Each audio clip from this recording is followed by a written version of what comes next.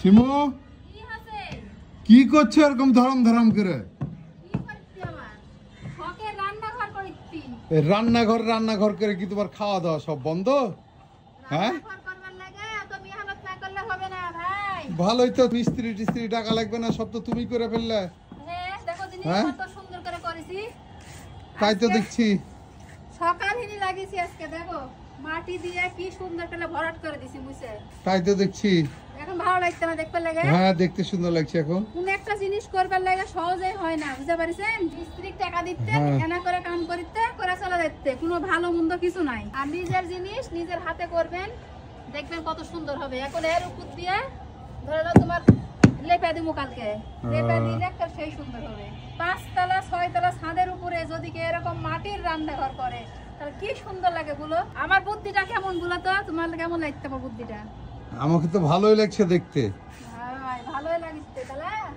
হ্যাঁ এটা মাটি দিয়ে দিয়ে জেলে জেলে ইয়া আছে ওটা ঠিক করে নিচ্ছি। ওয়াল কি মাটি দিয়ে লেপে দিবা? শুনো, মানুষ তো সিমেন্ট দিয়ে দিয়ে লেপে, এটি আমি একটা যে বুদ্ধি করবো ওটা এখন বলবো না, যখন করবো তখন দেখা পাবেন, বুঝতে পারছেন?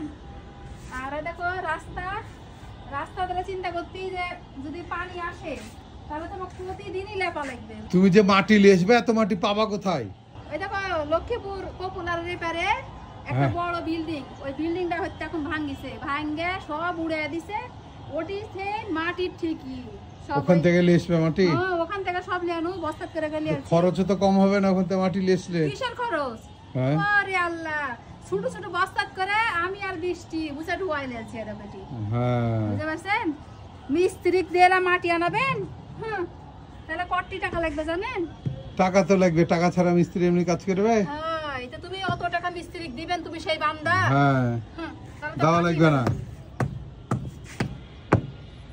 লাও উঠো, এখন আর কোনো কাজ নাই, এখন এগুলো রাখো, আবার কালকে করো। কেন উঠলে হবে? চলো কালকে।